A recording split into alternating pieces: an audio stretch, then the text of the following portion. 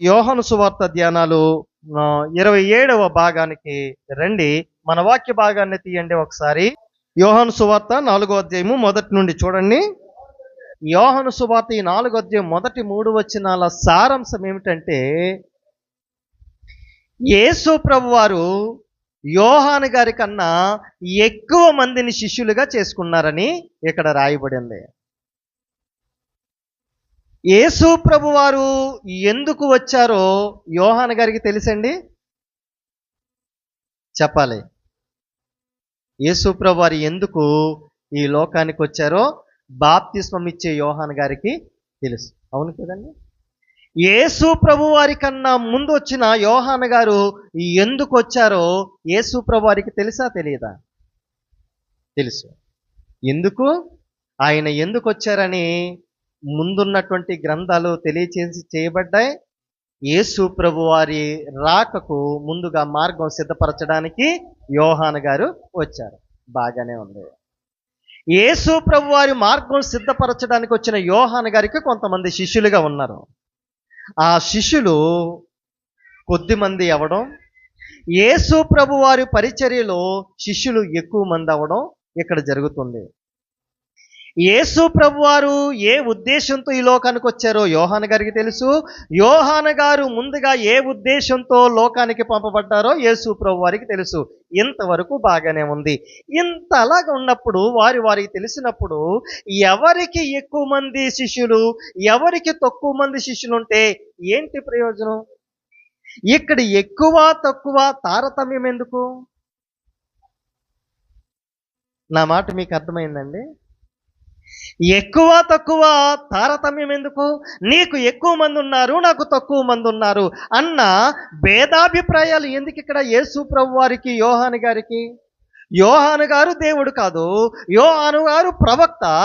యోహాను గారు యేసు ప్రభు వారికి ముందుగా పంపబడిన ఒక మార్గము సిద్ధపరచడానికి పంపబడిన ఓ సేవకుడు, ఓ ప్రవక్త. ఈ విషయం యోహాను గారికి తెలుసు. యేసు ప్రభువారు ఈ లోకానికి వచ్చిన రక్షకుడని, అనేకులు పాప పరిహారార్థమై బలి అయిపోవడానికి వచ్చిన గొర్రెపిల్లని యేసు ప్రభువారికి తెలుసు. అనేకులకు బాప్తిస్మం ఇచ్చి అనేకులను శిష్యులుగా చేయాలన్న విషయం కూడా యేసు ప్రభువారికి తెలుసు. కానీ ఇక్కడ చెప్పబడుతున్న మాట ఏంటంటే, యేసు ప్రభువారికి ఎక్కువ మంది శిష్యులంట, యోహాను గారికి శిష్యులు తగ్గిపోతున్నారంట. అందుకని ఈ వార్త పరిసయ్యులు విన్నారంట. ఎందుకని చెప్పి యేసు ప్రభువారు అక్కడ ఉన్నటువంటి యూదా దేశాన్ని విడిచిపెట్టి గలిలయ ప్రాంతానికి వెళ్ళిపోతున్నారంట. ఏం జరుగుతుంది అసలు? ఏం జరుగుతుంది? ఏం జరుగుతుందంటే, యేసు ప్రభువారు యోహాను గారు చక్కగానే ఉన్నారు, బాగానే ఉన్నారు. కానీ మధ్యలో పోగుపడిన ఇటు శిష్యులు ఉన్నారు చూసారా? ఇటు యేసు ప్రభువారి శిష్యులు, ఇటు యోహాను శిష్యులు మధ్య పెద్ద అగాధం ఏర్పడడానికి ప్రయత్నాలు జరుగుతూ ఉన్నాయి. ఈ ప్రయత్నాలు ఎలా జరుగుతున్నాయి అంటే, పరిసయ్యులు అనబడినటువంటి ఓ శాఖ ఉంది, ఓ గుంపు ఉంది. పరిసయ్యులు అంటే ఎవరు? ప్రభువుని తెలియని వారు కాదండి, అన్యులు కాదు. దేవుని దేవాలయము అనబడి చెప్పబడిన దానిలో సభ్యులుగా, దేవుడంటే ఎరిగిన వారిగా, దేవునికి యొక్క నియమాలు తెలిసిన వారిగా ఉన్నటువంటి ఈ మనుషులు యేసు ప్రభు వారికి ఎక్కువ మంది శిష్యులుగా చేరుతున్నారు, ఎక్కువ మంది సభ్యులుగా మారుతున్నారని తెలిసి ఇటు యోహాను గారికి వారి శిష్యులకు, ఇటు యేసు ప్రభు వారికి వారి శిష్యులకు మధ్య నిప్పులు పోసే ప్రయత్నం ఈ పరిసయ్యులు చేస్తున్నారు.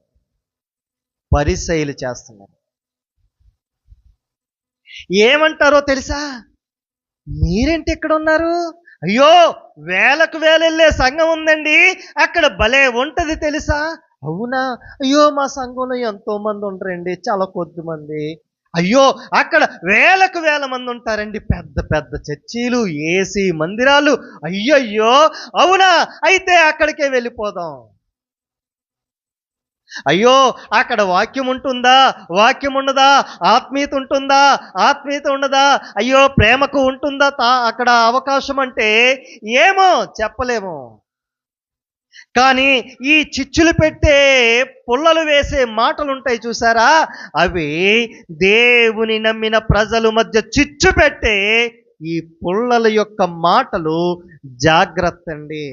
సంఘాలు కూడిపోవడానికి, సంఘాలు మధ్య విభేదాలు రావడానికి, సంఘాలు సాకోపసాకులుగా మారడానికి, సంఘములనే రెండు గుంపులుగా విడిపోవడానికి కారణాలు ఇలాంటి పరిసయ్యుల యొక్క మాటలు. ఇలాంటి మాటలు మన నోటిలో ఉండడానికి వీల్లేదు. పరిసయ్యులు వచ్చి వారి మధ్య గొడవలు పెట్టడానికి ప్రయత్నం చేస్తున్నారండి. దేవుని నమ్మిన వారి మధ్య, దేవుని ప్రజలను పిలువబడే వారి మధ్య చిచ్చులు పెట్టడానికి, లేనిపోని మాటలు కలపడానికి ప్రయత్నాలు జరుగుతున్నాయి. ఈ విషయం దేవునికి తెలిసింది. అప్పుడు దేవుడు ఏం చేయాలి? పరిసయ్యులారా, మీరేంటి ఇలా చేస్తున్నారని అడగచ్చు. వారి గుణమేంటో తెలుసు, వారి బుద్ధి ఏంటో తెలుసు, వీళ్ళకి ఎంత దూరంగా ఉంటే అంత మంచిది అని చెప్పి ఆయన యూదయ ప్రాంతం నుండి గలిలయ ప్రాంతానికి వెళ్ళిపోతున్నారు. ఆయనకు తెలుసండి, దుష్టులు ఉన్న చోట, దుర్మార్గపు ఆలోచనలు చేసే భయంకరమైన మనుషులు ఉన్న చోట మనం ఎంత చెప్పినా దానివల్ల ప్రయోజనం ఉండదని చెప్పి ఆయన ప్రయాణమై యూదయ నుండి గలిలయకు వెళ్ళిపోతున్నారు. ఆయనకు తెలుసు, చెవిటివాడు ముందు శంఖం ఎంత ఊదినా వ్యర్థమేరా బాబు, ఎంత పిల్లన గ్రోవి ఎంత మధురంగా ఊదినా తక్కువేరా బాబు, దానివల్ల ప్రయోజనం ఏముండదని దేవునికి తెలుసు. అందుకని దేవుడు మౌనంగా ఉండి ఆ వార్త విని యూదయ నుండి గలిలయకు వెళ్ళిపోతున్నారు. జాగ్రత్త నా స్నేహితులారా, ఎవరైనా నిన్ను మోసం చేయాలని చూసేవారు, నీకు తగాదాలు పెట్టాలని చూసేవారు ఉన్న దగ్గర వారి నుండి మౌనంగా నీవు వెడలి వెళ్ళిపోవడమే మంచిది. నిన్ను పాపంలో దించేవారు ఉన్నారని నీకు అర్థమైనప్పుడు, నిన్ను లోకానికి లాగి దేవుడు అంటూ ఏముందిరా, రారా మనం చక్కగా పార్టీ చేసుకుందాం, ఎంతకాలం రా అలాగుంటావు, రారా సరదాగా సినిమాకి వెళ్దాం, రారా సరదాగా పార్టీలు చేసుకుందాం, దారా సరదాగా మనం పిక్నిక్ వెళ్దామని ప్రయత్నాలు చేసి దేవునికి దూరం చేసేవారు ఉన్నారని అర్థమైనప్పుడు వారికి దూరంగా ఉండే ప్రయత్నం చేయండి. దేవుడు కూడా ఈ పరిసయ్యులు ఇటువంటి శిక్షలు పెడుతున్నారని తెలిసినప్పుడు వారికి దూరంగా అక్కడ యోహాను విడిచిపెట్టి గలిలయ ప్రాంతానికి వెళ్ళిపోయారు. మనము మన చుట్టూ ఉన్నటువంటి పరిస్థితులను గుర్తెరిగి మనము అక్కడి నుండి బయటకు వెళ్ళి ప్రయత్నం చేస్తే మన ఆత్మీయ జీవితం కూడా బాగుపడుతుంది. సరే, ఇంతవరకు బాగానే ఉంది. అప్పుడు యేసు ప్రయాణమై ఎక్కడికి వెళ్ళారో ఏం చేశారో చూడండి. 4వ వచనం చూడండి ఒకసారి. ఆయన సమరయ మార్గమున వెళ్ళవలసి వచ్చెను. చాలండి. ఈయన ఎక్కడి నుండి ఎక్కడికి వెళ్తున్నారు? యూదా దేశం నుండి గలిలయకి వెళ్తున్నారు. యూదయ దేశం ఎక్కడుంది? గలిలయ ప్రాంతం ఎక్కడుంది? ఈ యూదా దేశం నుండి ఇలా వెళ్ళిపోవచ్చు, ఇలా వెళ్ళచ్చు.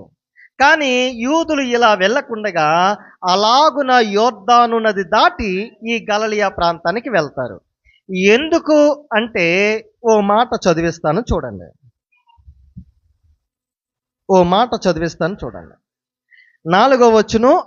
ఈ సమరయ పట్టణము అనే దాని గురించి ఓ మాట మీకు చెబుతాను, కొంచెం జాగ్రత్తగా వినండి. ఎందుకు యూదులు ఆ సమరయ మార్గం గుండా వెళ్ళకుండగా అలా యోర్దాను నది దాటి ఈ గలిలయకు వస్తారో కొన్ని మాటలు మీతో పంచుకుంటే మనకింకా బాగా అర్థమవుతుంది. ఈ సమరయులు ఎవరు, ఈ సమరయ పట్టణస్థుల యొక్క పరిస్థితి ఏంటో మనకు అర్థమవుతుంది.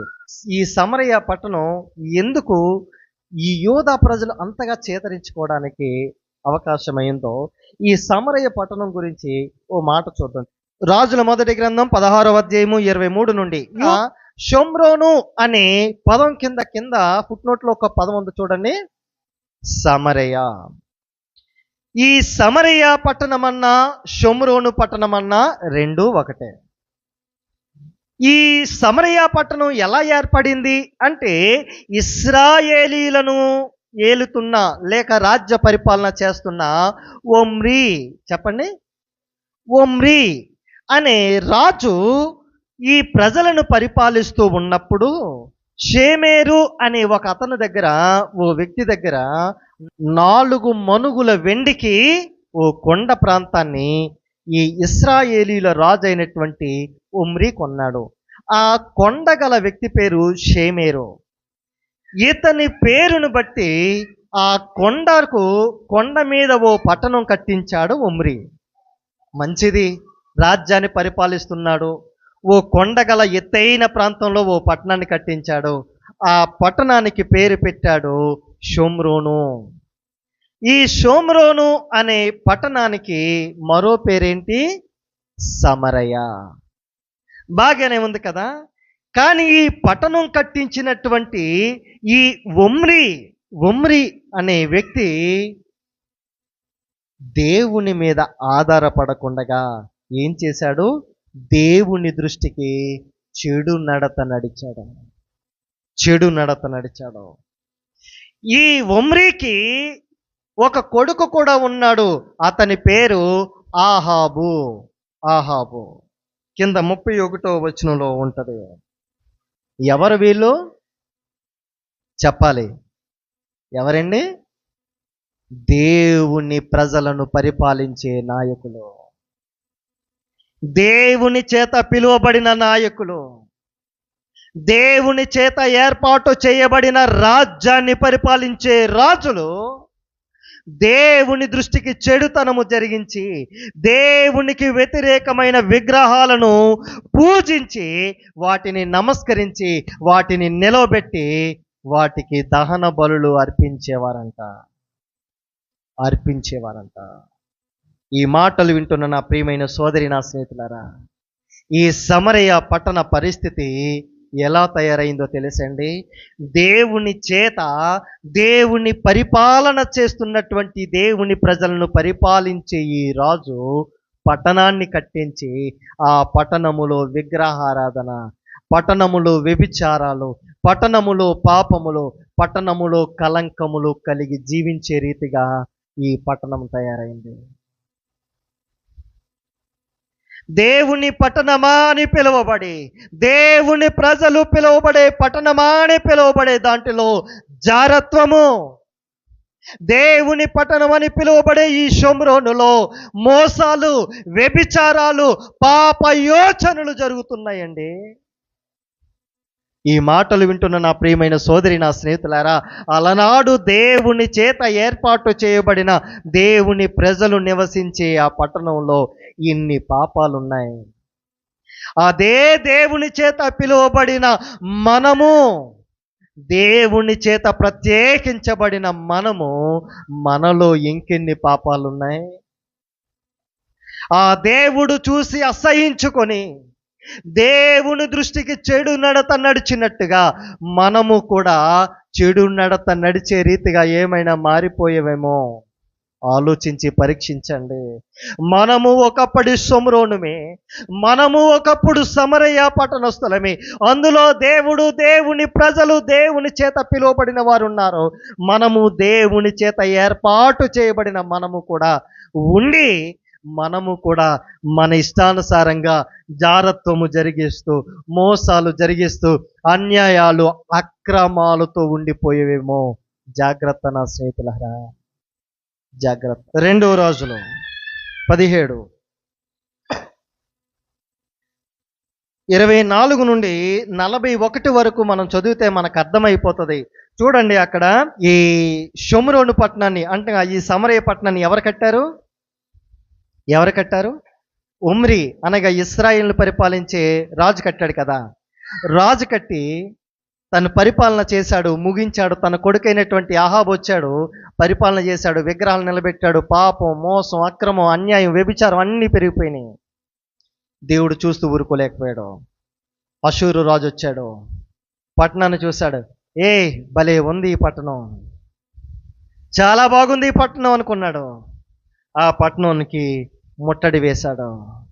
ఆ పట్టణంలో, ఆ షోమ్రోను పట్టణంలో సుమారుగా 5 దేశాల ప్రజలను తీసుకుని వచ్చాడు, అందులో పెట్టాడు.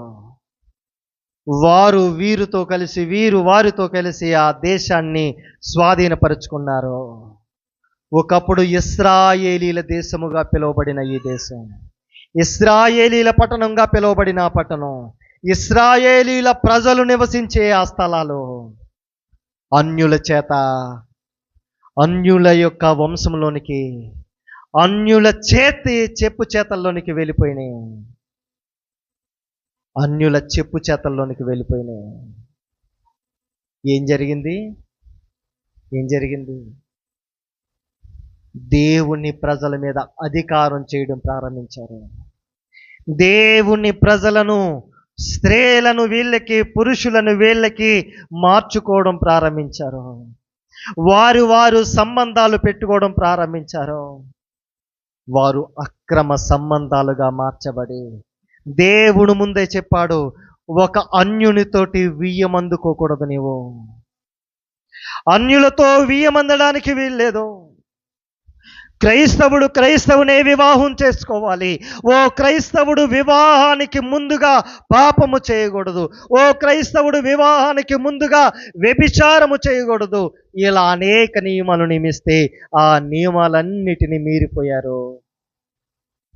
మలినమైన పట్టణంగా మార్చబడింది. 4వ అధ్యాయము 2-3 వచనాలు.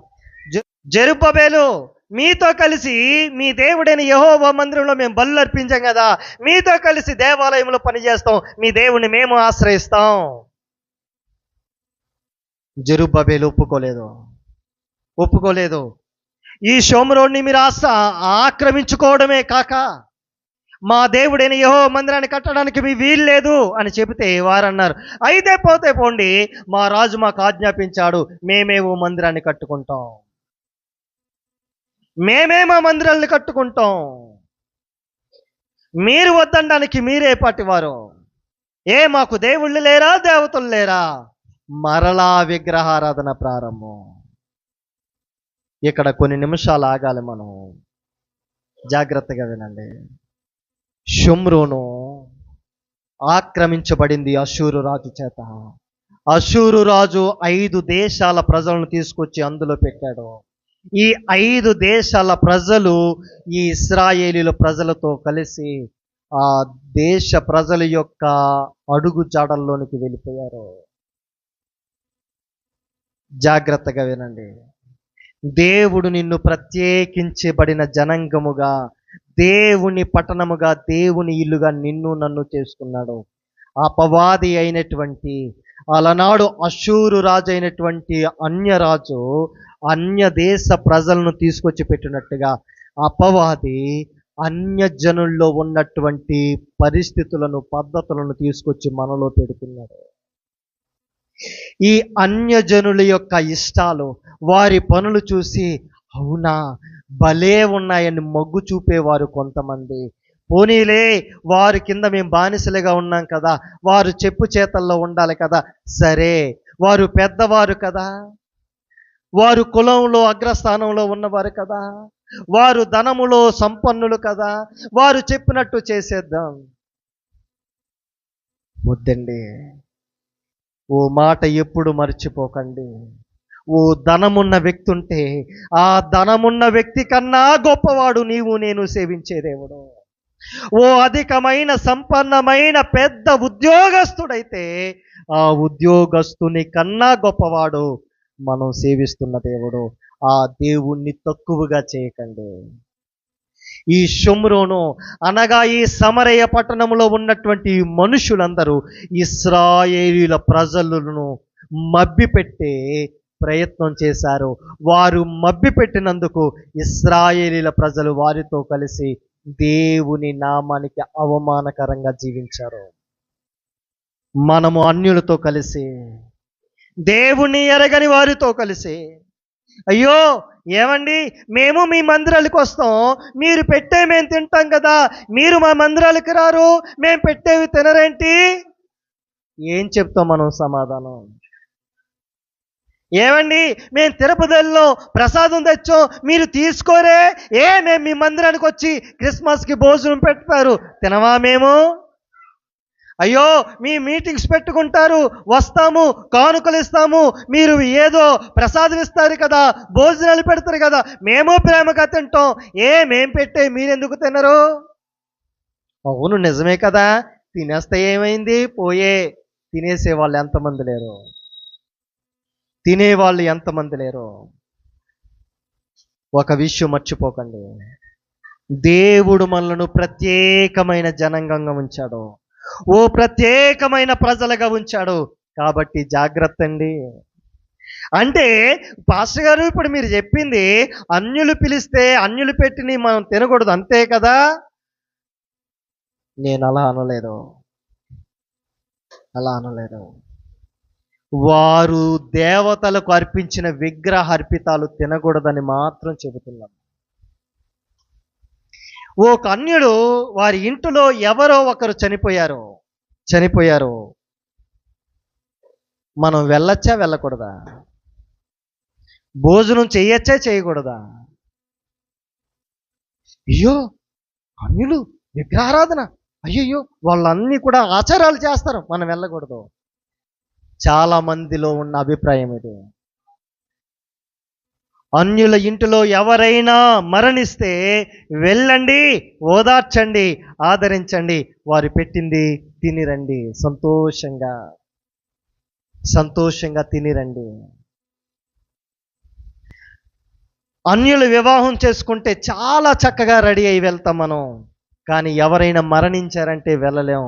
ఇలాంటి ఆచారాలు మనలో నుండి పారద్రోలాలి, ఉండడానికి వీల్లేదు. అన్యులు జోలికి మనం వెళ్ళకూడదంటే వారు ఏదైనా వారి విగ్రహాలకు సంబంధించి పూజలు చేసుకుంటే దయతో ఏమనుకోకండి, మేము రాలేము అని చక్కగా వారి దగ్గర నుండి నెమ్మదిగా చెప్పి తప్పించుకోండి. మరి అదేంటి, మరి మీ మందిరానికి వచ్చి మేము తిన్నాం కదా, మా ఎందుకు తినరంటే ఏం సమాధానం చెప్తారు మీరు? ఏం సమాధానం చెప్పాలి వాళ్ళకి? మీ దగ్గరకు బాగా ఇష్టమండి, మీ ఫ్యామిలీలో ఒకరిలా కలిసిపోతారండి, వాళ్ళ ఏదో చేసుకుంటున్నారు, మన మందిరాలకు వస్తారు, క్రిస్మస్లకు వస్తారు, కూటికలకు వస్తారు, కానుకలు ఇస్తారు, చాలా చేస్తారు. మరి వాళ్ళు పిలిచినప్పుడు, వాళ్ళు విగ్రహ సంబంధమైన ఏదైనా చేసుకున్నప్పుడు పిలిచినప్పుడు వెళ్ళకపోతే మనం ఏం సమాధానం చెప్తాం? చెప్పండి, ఎలా చెప్పండి? మా మందిరానికి రమ్మని పిలుస్తున్నాం, మీరు వస్తున్నారు, తింటున్నారు, మీకు చాలా వందనాలు. మా బైబిల్ చెబుతుంది విగ్రహార్పితాలు తినకూడదు అని.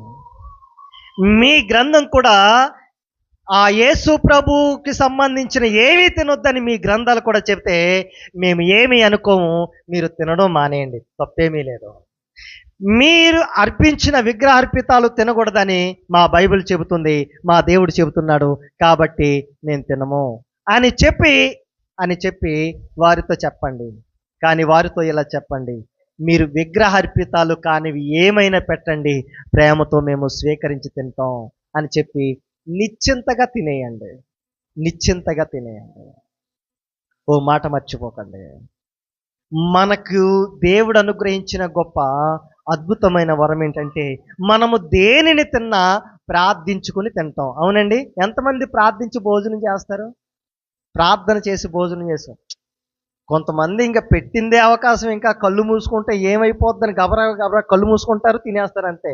ఆ క్షణంలో ప్రార్థన ఏం చేస్తారండి? అంటే గంట సేపు ప్రార్థన అవసరం లేదు, కనీసం ఎలాగన్నా ప్రార్థన చేయాలి కదా. ఎలాగా? ప్రభువా, ఆహారం ఇచ్చినందుకు మీకు వందనాలు, లేని వారికి ఇవ్వండి, తినుచున్నగా శక్తినివ్వండి, ఆహారం ఇవ్వడానికి కారణమైన వారిని మీరు దీవించండి. చిన్న ప్రార్థన, 1 సెకండ్ కదా, తప్పు. ఈ ప్రార్థన కూడా చేయకుండా కళ్ళు మూసుకుని తినేస్తారంతే. కళ్ళు మూసుకుంటే ఏమైపోదు. అన్యులైతే కళ్ళు మూసుకుని ఇలా ముట్టుకుంటాం, ఇలా అంటారు, ఏదో చేస్తారు వాళ్ళు. మనం అలా కాదు కదా, మన దేవుడు వినే దేవుడు. ప్రార్థన చేస్తాం కాబట్టి ప్రార్థన చేసి భోజనం చేస్తాం. దేవుడు ఏమన్నాడో తెలుసా? విషపూరితమైనవి ఏమి తిన్ననో అవి మనకు హారిచేయి. అలాగని విషం అని తెలిసి విషం తాగేస్తామా? చచ్చి ఊరుకుంటాం అంతే కదా. ఏం డ్రింక్ అని తెలుసండి, ప్రభువా విషం తాగినాను సావనన్నారు కదా అని చెప్పేసి ఏం డ్రింక్ తెచ్చుకుని తాగేస్తే చచ్చిపోతాడు మనిషి. అవునా? బ్రతుకుతాడా? మోసపూరితంగా వాళ్ళు ఇది దేవునివి కాదు అని మనకు నమ్మించి మనకిచ్చారనుకోండి, అందులో మోసపూరితమైనది ఏదైనా కలిపి మనకిచ్చారనుకోండి, ప్రభువా ఇందులో ఉన్న దోషాన్ని తొలగించండి, నీ శక్తి గల నామములో అడుగుతున్నాను అని చెప్పి ప్రార్థించుకుని తినండి, మనకు ఎలాంటి హాని కలగదు. దేవుడు అంత గొప్ప శక్తినిస్తాడు, అంత గొప్ప శక్తినిస్తారు. మనలను ప్రత్యేకమైన ప్రజలుగా చేయమంటే ఈ ఇశ్రాయేలీల ప్రజలు ఏం చేశారంటే వాళ్ళు కలిసిపోయి వాళ్ళ మలినమైనటువంటి పద్ధతుల్లోనికి వెళ్ళిపోయారు. ఈ సొమ్రోను అనే సమరయ పట్టణాన్ని మలినం చేసేశారు. ఇంత మలినమైన ఈ పట్టణం దేవుడు అసహించుకోవడానికి పాప పరిస్థితులతో ముడిపడినటువంటి ఈ సమరయ పట్టణం గుండా ఎవరు వెళ్ళారు? మన పాఠానికి రండి ఒకసారి. యోహాను సువార్త 4వ అధ్యాయం 4వ వచనం చూడండి. ఆయన సమరయ మార్గమున వెళ్ళవలసి వచ్చెను. చాలండి. యూదుడుగా పిలువబడేవాడు ఈ మార్గాన్ని వెళితే చాలా ఈజీగా గలిలయ ప్రాంతానికి వెళ్ళిపోవచ్చు. అలాంటిది ఇలా వెళ్ళకుండా అలా తిరిగి వెళ్తున్నారంటే ఇది శపితమైన ఈ ప్రాంతము, ఇందులో వ్యభిచారులు నివసించే ప్రాంతము, ఇది మోసపూరితమైన ప్రజలు నివసించే ప్రాంతం, ఇందులోకి మేము వెళ్ళం అని చెప్పి అలా తిరిగి వెళ్తుంటే యేసు ప్రభు ఇలా కూడా వెళ్తున్నారు. మాటలు వింటున్న నా ప్రియమైన సోదరి, నా స్నేహితులారా, ఇక్కడ నాకు అర్థమైంది దేవుడు పాపములో ఉన్న వారిని సైతం కూడా ఎంతగా ప్రేమిస్తాడో. అందరికిలాగా ఈయన యూదుడే అలా తిరిగి వెళ్ళిపోవచ్చు, కానీ ఆయన అలా వెళ్ళలేదు. పాపులు నివసించే మార్గానికి వచ్చాడు. అక్కడ పరిశుద్ధినిగా అనేక మందిని స్వస్థపరిచాడండి ఆయన ప్రేమ అంత గొప్పదండి. సమరయుల గురించి అనేక మంది చేదరించుకుంటున్నారు. ఆయన చేదరించుకోలేదే. ఆయన ఎంత గొప్పగా వివరించాడో తెలుసండి. లూకా సువార్త 10వ అధ్యాయం 30వ వచనంలో ఆయన తెలియచేస్తాడు. ఓ మంచి సమరయుని ఉదాహరణ తెలియచేస్తాడు ఆయన. సమరయులనే చేదరించుకునే ప్రజలుంటే ఆ సమరయునే ఉదాహరణగా చెప్పి ఓ మంచి ఉపోద్ఘాతాన్ని, మంచి ఉదాహరణను ఆయన ఇస్తాడండి. అలాగున కొంచెం ముందుకు వెళ్తే లూకా సువార్త 17వ అధ్యాయము 12-18 వచనాల మధ్యలో 10 మంది కుష్ఠరోగులు సమరయ మార్గాన్ని నిలబడి ప్రార్థన చేస్తూ ఉంటారు. ప్రభువా మమ్మల్ని కరుణించవా అని. ఆ 10 మంది కుష్ఠరోగులను కూడా ఆయన స్వస్థపరుస్తాడండి. వారు సమరయులు. యోహాను సువార్త 4వ అధ్యాయములో ఒక స్త్రీ 4 భర్తలను కలిగిన ఒక స్త్రీ పాపములో మునిగిపోయిన ఆ స్త్రీ ఉంటుందండి. ఆ స్త్రీతో కూడా మాట్లాడతాడు ఆయన. సమరయులు పాపములో ఉన్న వారి ఎడల ఆయనకు ఎంత ప్రేమో చూడండి.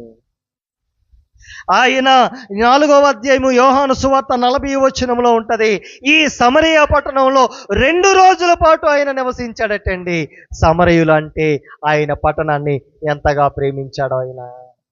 అలాగున అపోస్తల కార్యాలు 8వ అధ్యాయానికి వెళ్తే అక్కడ ఫిలిప్పు అనే ఒక వ్యక్తి ఈ సమరయ పట్టణం వెళ్ళి సువార్త పరిచర్య జరిగిస్తాడండి. సమరయ పట్టణం అంటే దేవునికి ఎంత ఇష్టమో. అందులో పాపము, అన్యాయము, అక్రమాలు, దౌర్జన్యాలు, దుర్మార్గతలు ఉన్నటువంటి ఆ పట్టణాన్ని నశించిపోవడం దేవునికి ఇష్టం లేక ఆ పట్టణాన్ని రక్షించడానికి ఆయన ప్రయాణమై ఆ పట్టణం దగ్గరికి వెళ్ళాడు. ఈ మాటలు వింటున్న నా ప్రియమైన సోదరి, నా స్నేహితులారా, యేసు క్రీస్తు ప్రభు మనము నశించిపోవడం ఇష్టం లేక పాపములో మునిగిపోయిన మన దగ్గరకు ఆయన వచ్చాడండి. పాపము నుండి ఆయన మనలను పైకి లేవనెత్తాడండి. ఆ సమరయ పట్టణము యొక్క పరిస్థితులు వంటి పరిస్థితులు కలిగిన మనలను ఆ పరిస్థితుల నుండి ప్రభువు విడిపించి మనలను శుద్ధులుగా చేశాడండి. ఆయనకి ఇష్టమైన వారిగా మార్చుకున్నాడండి. ఆయనకి ఇష్టమైన ప్రజలుగా మనలను సిద్ధపరిచాడండి. ఎంత గొప్ప ధన్యులమండి మనం. ఆ సమరయ గ్రామం అంతా ఎంత గొప్ప ధన్యత సంతరించుకుందండి. ఆలోచించండి. ఒకప్పుడు షోమ్రోనుగా, సమరయ పట్టణముగా, దేవుని పట్టణముగా, దేవుని ప్రజలు నివసించే పట్టణమే. అందులో పాపము చొరబడింది, అన్యాయము చొరబడింది, అన్యుల చేతుల్లోనికి వెళ్ళిపోయింది. అన్యుల యొక్క మనుషులతోటి, అన్యాచారాలతోటి నిండిపోయినటువంటి ఆ పట్టణము, ఆ సమరయ పట్టణంలోనికి యేసు ప్రభు వెళ్ళి ఓ గొప్ప సువార్తను చేశాడండి. ఆ గొప్ప సువార్త ద్వారా ఆ గ్రామమంతా రక్షింపబడింది. ఎంత గొప్ప ధన్యత, ఎంత గొప్ప ధన్యత.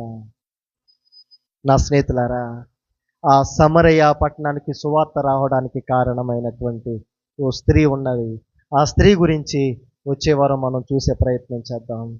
ఆ సమరయ పట్టణం ఎంత పాపముతో నిండిపోయిందో, అటువంటి పాపముతో ఉన్న ఆ పట్టణాన్ని దేవుడు ఎంతగా ప్రేమించాడో మనం చూసాం. పాపములో మునిగిపోయిన మనలను ఆయన ఎంతో ప్రేమించాడో, ఆయన బల్లను సమీపించడానికి సిద్ధపడుతున్న సోదరి నా స్నేహితులారా, ఆయనను మనసారా ప్రార్థిస్తూ పాపములో ఉన్న మనలను పవిత్రపరచిన దేవుణ్ణి ప్రార్థిద్దామా? మోకరించండి.